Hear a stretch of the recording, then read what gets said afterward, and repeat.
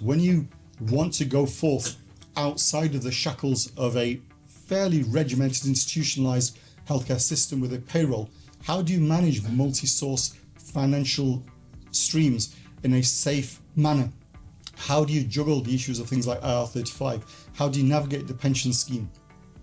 So the idea is that over the next 7 or so hours, we'll give you a tour de force, start to finish, so that when you leave, you'll have a better understanding of how you may either start the journey for those of you who are thinking about it, perhaps take some inspiration if you're not quite ready, and if you already have, think of other ways going forward. Make yourself that invaluable resource which makes people want to come to you before all others, and allow yourself to validate yourself to actually believe, do you know what? I probably am as good as people think I am. Don't be afraid to pass work on to other people who are better qualified than you. Karma works because you'll eventually have work which has come your way because you're best suited to them. I wanted to stay a doctor for part of what I do, to respect the sacrifices my parents made, frankly to respect the sacrifices I made. You then go out, take your experience, share it in a generous manner. The world is open to you if you allow itself to be open to you. And I would say the biggest barrier to your success is yourself and the blinkers you put. Take them off, allow yourself to look around, see what comes your way. Broadly, why are we all here? We're all here because we recognize the advantage going forward is to hold the ladder up for each other, to share what we've done, to share our scars sometimes in an authentic manner, to make sure that we can do the best for ourselves, and in doing so, the best for our colleagues, the best for our patients, and make this once again a healthcare system that we can be proud of. The first time I did any form of consultancy work, my father got a little bit upset with me. What was the point of doing all this, going to medical school? You're there to see patients. Why are you taking time away from that? And what you're going to see is this isn't at all at odds with these shared values. The work you do here supports making what we do in our day-to-day lives far more efficient and helpful. This sounds really cheesy, but I always use the analogy that during my day job as a radiologist, I interact with one patient at a time when I'm reviewing their images. Working at a system level, when you're trying to improve the software or the infrastructure or the workflows, you can support and improve the well-being of thousands at a time, both of your colleagues and also of the patient population you're serving. Inevitably, this isn't understood. This is a growing scenario. Your colleagues, as I said, will throw a range of comments at you. One of my friends calls this my Arthur Daly part of my life. It is what it is. It's said with love. It's something which they either don't see within what they do. A little bit of the green-eyed monster comes into it.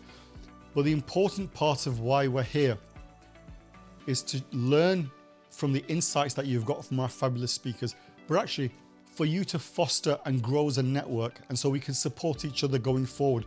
Very much an ethos of what I wanted to do is what I explained in the first place, was to try and bring through a community to share the unasked or dared not ask questions of how we do it.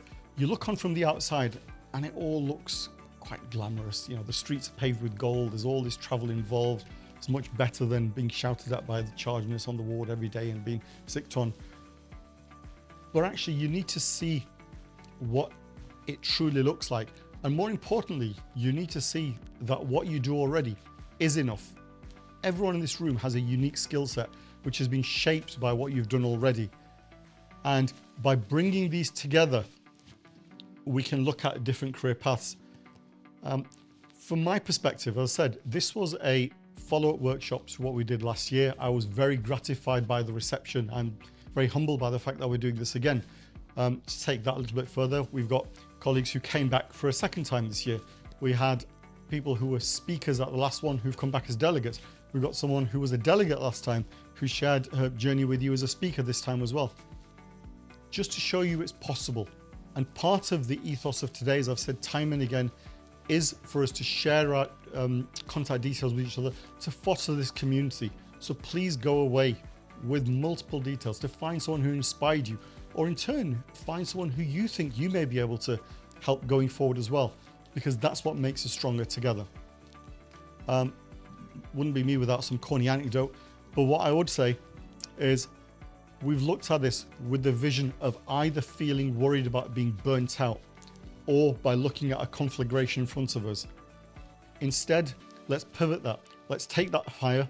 Let's use it as a torch to light our way ahead, to make it something which we can manage. And indeed, hold that torch a little bit higher so that not only do you light your own path ahead, you do so for everyone around you as well. My story started in 2007, and it was based on a question from someone in this room. Indeed, one of the speakers in this room asked me a loaded question which began with, "Why can't we?"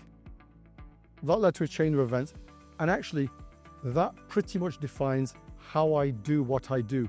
Between the Schuyler and Charybdis of why and why not, I sailed my little boat of how. I've reinvented myself, not by sort of Machiavellian design, but just as we progress during our career. Much of what you're aspiring to, you already have the skill set. And it's a question of recognizing what you're capable of, pivoting it to new environments, making yourself feel a little bit uncomfortable, developing yourself, and then finding avenues that you find interesting to grow into.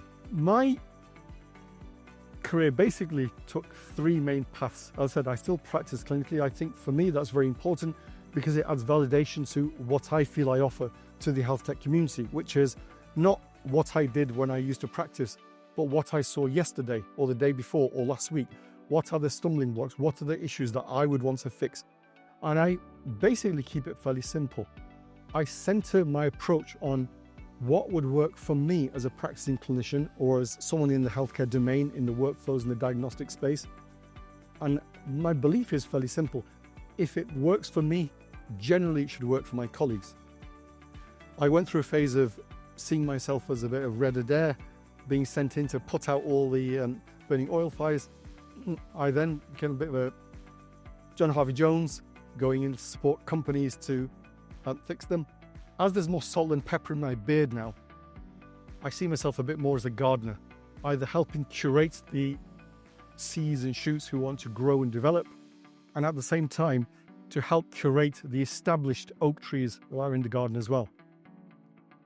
I feel at this stage of my life, I want to leverage the experience that I've gained both in the industrial domain and within the clinical domain to support my colleagues, to support the workspace, and lean into it, basically to help people avoid the kind of mistakes and scars that we've borne as we go along.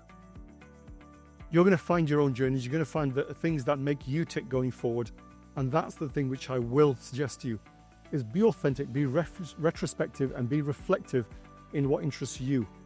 It's really easy to assume a diverse career is all about chasing the finance. That will come, it's not necessarily important. At the same time, you'll find things that you want to do, which will be voluntary work. There'll be work which you want to support somebody else doing. There'll be work which helps other people grow.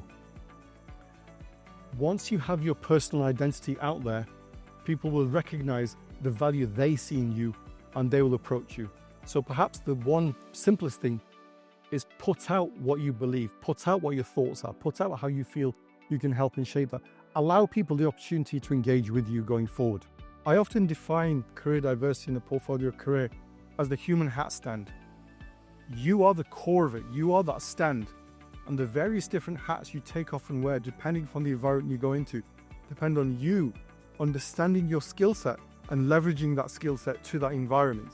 Just look at what are the gaps that you perceive in yourself and fill those in. Don't try and chase this for the sake of remuneration or for change, roads paved with gold.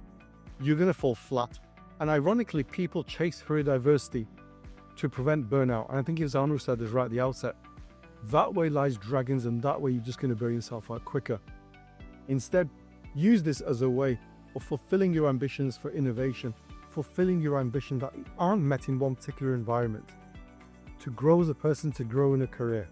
There is this rush now that you've come to these things and you've gone through those, you've shared your LinkedIn, you've done your podcasts, of why happens not coming to me? The one thing I'll ask you is, what is it within you that is actually attractive for someone to want to engage with you? Be willing to share your knowledge, be willing to share your networks, be willing to share yourself. And when you do, doors will open.